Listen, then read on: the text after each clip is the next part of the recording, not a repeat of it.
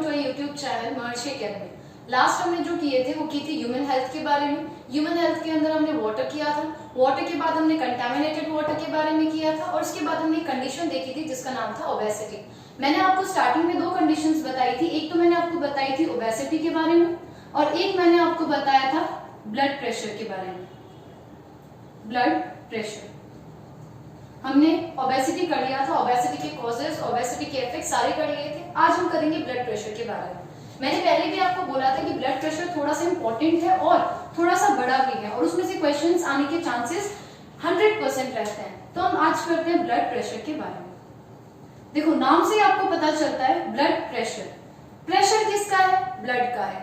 ये तो सिंपल सी लाइन है, प्रेशर किसका है? ब्लड का है। लेकिन दूसरा क्वेश्चन ये आता है कि किस पर है, तो मैं ये लिख सकती हूँ कि प्रेशर किसका है? ब्लड का है। लेकिन कौन से ब्लड का है? ऐसा ब्लड जो आपकी आर्टरीज के अंदर या मैं लिख सकती हूँ ब्लड वेसल्स के अंदर क्या हो रहा है? फ्लो कर रहा है। तो ऐसा ब्लड जो क्या कर रहा है, या इसका किसका प्रेशर? ऐसा प्रेशर जो किसका है? ब्लड का है। लेकिन कौन से टाइप के ब्लड का है? या मैं बोल दूं सर्कुलेटिंग ब्लड का है, या मैं बोल दूं ब्लड वेसल्स के अंदर जो फ्लो हो रहा है ब्लड उसका है। लेकिन है किस पे? तो ये अगर मैं बोलूं तो वो प्रेशर किस पे लग रहा है? वो आपके लग रहा है on the walls of blood vessels, या मैं बोल दूं on the walls of arteries. Blood pressure है किसका है? फ्लो जो ब्लड कर रहा है, या फिर मैं बोल दूं सर्कुलेटिंग ब्लड जो है आपकी आर्टरीज के अंदर या ब्लड वेसल्स के अंदर उसका लग रहा है। किसके ऊपर लग रहा है? तो on the walls of arteries या ब्लड वेसल्स, जिसपे वो ब्लड या जिसके अंदर वो ब्लड क्या हो रहा है? फ्लो हो रहा है। तो उसी को हम क्या कहते हैं? ब्लड प्रेशर कहते हैं। नॉर्मली एक नंबर में इसकी डेफिनेशन आपसे पूछी जा सकती है कि what is blood pressure? The pressure exerted by blood या exerted by circulating blood on the walls of blood vessels or arteries is known as blood pressure. Arteries के बारे में आप नेक्स्ट चैप्टर में भी पढ़ेंगे, लेकिन एक छोटा सा हम कर लेते हैं, नहीं तो आपने 9th क्लास में किया हुआ है कि व्हाट आर आर्टरीज। आर्टरीज कुछ नहीं होती। आर्टरीज क्या होती है? ब्लड वेसल्स होती है। कौन सी ब्लड वेसल्स होती है? जो नॉर्मली ब्लड को कहां से कहां कैरी करती है? From heart to all tissues and organs। Heart से टिश्यूज या ऑर्गन्स तक पहुंचाने का काम करती है कौन? आर्टरीज। इसके अंदर भी एक्सेप्शंस भी आएंगे, कौन सी तरह का ब्लड ये फ्लो करवाती है, कौन सी तरह का ब्लड ये कैरी करती है, वो हम सब नेक्स्ट चैप्टर के अंदर पढ़ेंगे। अभी सिर्फ आपको इतना याद रखना है कि व्हाट आर आर्टरीज। आर्टरीज क्या होती है? पाइप्स या ब्लड वेसल्स होते हैं जो ब्लड को कहां से कहां तक पहुंचाती है? हार्ट से लेके अदर टिश्यूज या ऑर्गन्स तक पहुंचाने का काम करती है। तो ब्लड प्रेशर की डेफिनेशन इतनी है। अगर हम बात करें थोड़ी सी ब्लड प्रेशर के बारे में या फिर ब्लड प्रेशर के टाइप के बारे में, जैसे कि हमने पढ़ा है कि नॉर्मली आपको बोलते हैं कि जो एवरेज ब्लड प्रेशर होता है एक ह्यूमन का या फिर एक अडल्ट का, तो या हेल्दी ह्यूमन का, तो वो नॉर्मली होता है आपका 120/80 mmHg। ये भी क्वेश्चन आपको पूछा जाता है कि एक एवरेज ब्लड प्रेशर कितना होता है, तो वो होता है 120/80 mmHg। What is mmHg? mmHg की आपकी फुल फॉर्म होती है मिलीमीटर्स ऑफ मर्करी। क्या होती है? Millimetres of mercury. This is the unit of blood pressure. तो 120/80 जो है वो आपका एवरेज ब्लड प्रेशर होता है जो एक हेल्दी ह्यूमन के अंदर पाया जाता है, विच इज 120/80 mmHg। इसके अलावा अगर मैं बात करूं तो ब्लड प्रेशर को मेजर करने वाला इंस्ट्रूमेंट भी पूछा जाता है, तो उसका नाम आपका थोड़ा इंपॉर्टेंट है और पूछा भी जाता है 1 नंबर में। तो the instrument which measures blood pressure is known as sphygmomanometer. Sphygmomanometer जो है वो आपका इंस्ट्रूमेंट है जिसके थ्रू क्या करते हैं? ब्लड प्रेशर को मेजर किया जाता है। तो ये क्वेश्चन याद रखना, sphygmomanometer is the instrument through which we measure blood pressure. इसके अलावा अगर मैं बात करूं 120 और 80 के अंदर अगर हम आते हैं तो आपने इसमें 2 यूनिट्स देखी है। कौन कौन सी? एक आपने देखा हायर यूनिट और एक आपने देखा कि लोअर यूनिट। इसके अंदर इन दोनों का मतलब क्या है वो हम देख लेते हैं। तो मैं ऐसा बोल सकती हूँ कि 120/80 जो है वो अलग अलग तरह के ब्लड प्रेशर है। अब अलग अलग तरह के ब्लड प्रेशर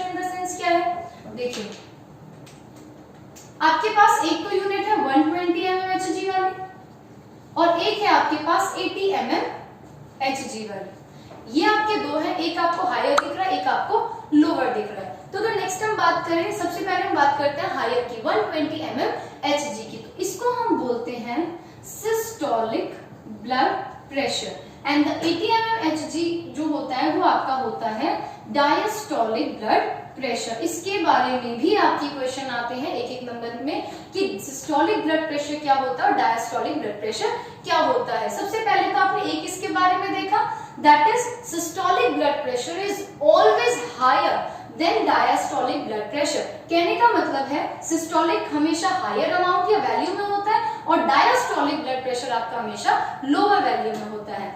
अब अगर हम इनकी बात करें तो सीधा सीधा आपको एक एक वर्ड इनके बारे में याद रखने हैं। जैसे सिस्टोलिक के बारे में आप याद रखोगे कॉन्ट्रैक्शन, और डायस्टोलिक के बारे में आप याद रखोगे रिलैक्सेशन। कॉन्ट्रैक्शन और रिलैक्सेशन एक का मतलब है सिकुड़ना और एक का मतलब है वापस अपनी पोजीशन में आ जाना। कॉन्ट्रैक्शन और रिलैक्सेशन कौन करता है, कौन सा ऑर्गन करता है, हार्ट करता है, तो ये हार्ट से रिलेटेड होगा। अब किसका कॉन्ट्रैक्शन हो रहा है और किसका रिलैक्सेशन हो रहा है, तो वो है आपकी हार्ट की मसल्स का।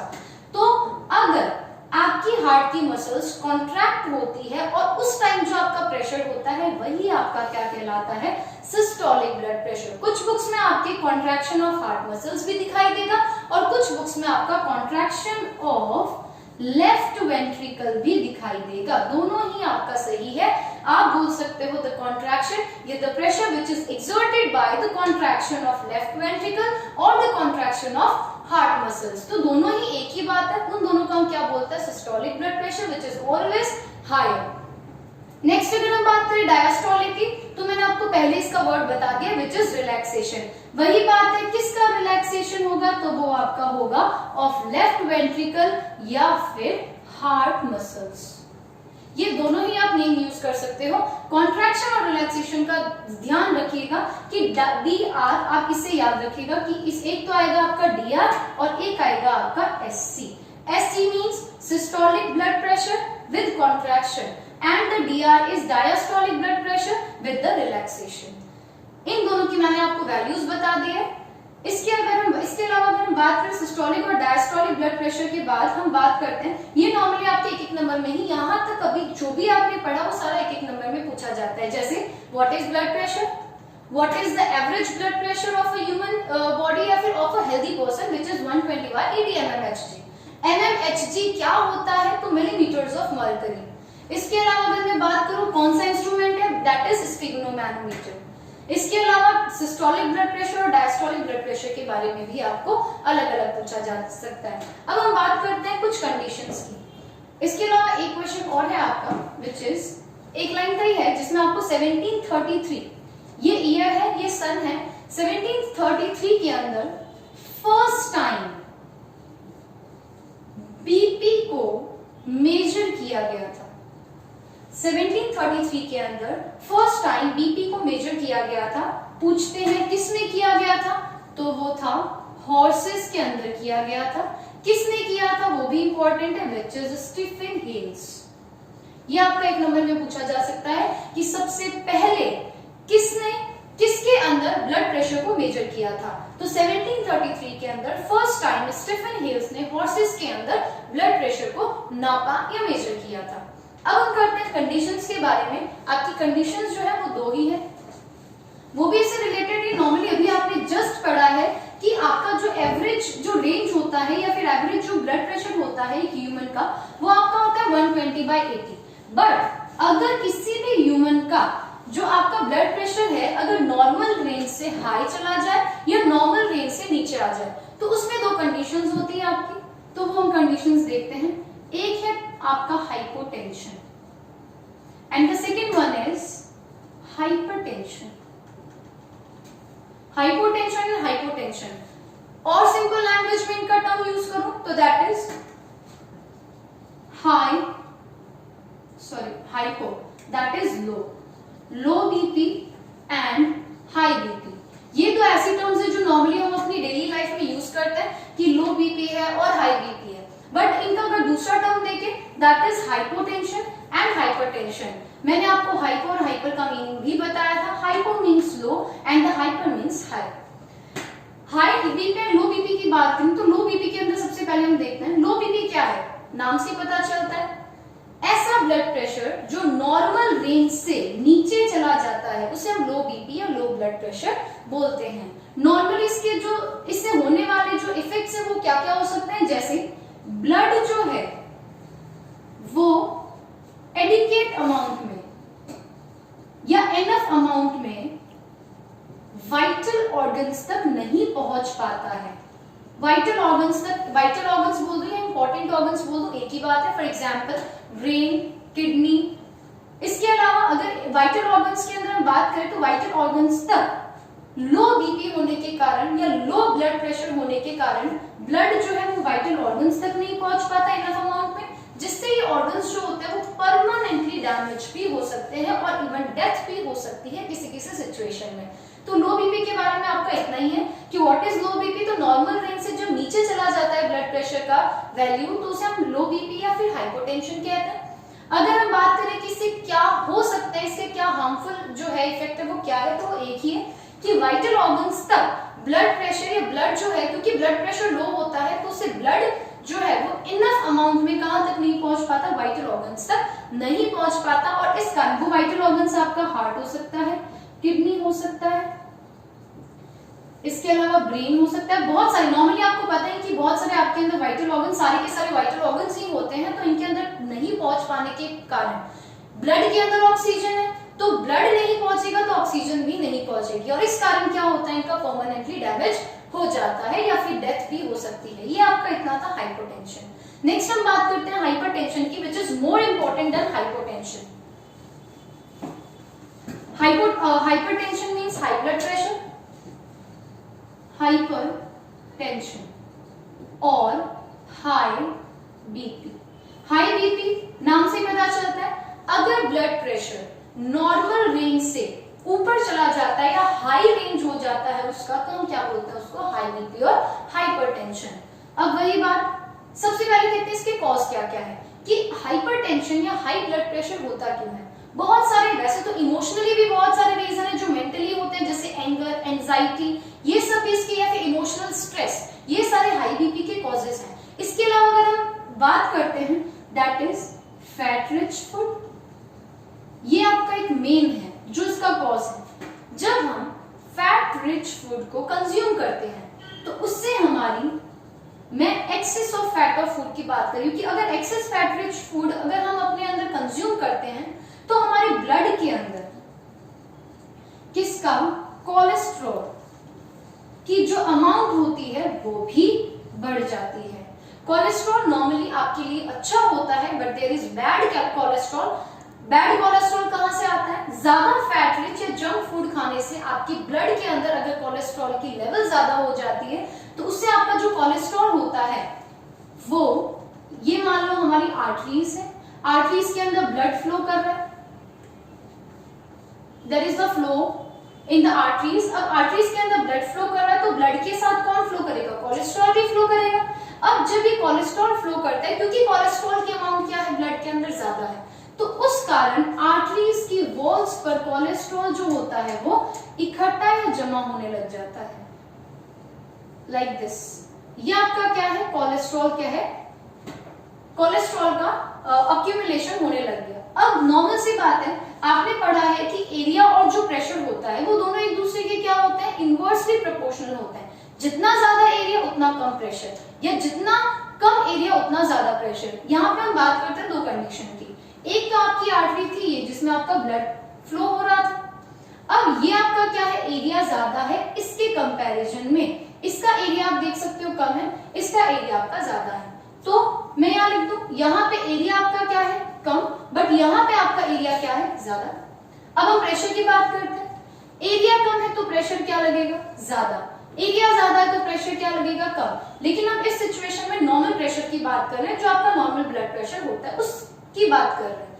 यहाँ पर हम कर रहे हैं नॉर्मल से ज्यादा की बात। तो यहाँ पर क्या हो जाता है, एरिया कम होने के कारण, क्योंकि कोलेस्ट्रॉल वॉल्स पे जमा होने लगता है तो उस कारण जो प्रेशर है वो ज्यादा हो जाता है, इसी कारण ये क्या होता है, इसका हाई ब्लड प्रेशर होने लगता है। तो ये सबसे बड़ा रीजन है कि कोलेस्ट्रॉल के जमा होने के कारण कहां पर, on the walls of arteries, जो प्रेशर होता है ब्लड का वो इंक्रीज हो जाता है। अब कोलेस्ट्रॉल की अमाउंट एक तो आपका रीजन हो गया, इसके अलावा बहुत सारे रीजन है, जैसे एक्सरसाइज, मैंने अभी आपको इमोशनली स्ट्रेस वगैरह बताया, वो भी आपके इसी के रीजन है। नेक्स्ट अगर हम बात करें, फैट रिच हो गया, कोलेस्ट्रॉल के बारे में हो गया। अब हाइपरटेंशन के अगर नॉर्मली क्या है, अब इससे होने वाले इफेक्ट्स क्या क्या है आपके, एक है आपका CAD, कैड। कैड की फुल फॉर्म है आपकी कोरोनरी आर्टरी डिजीज।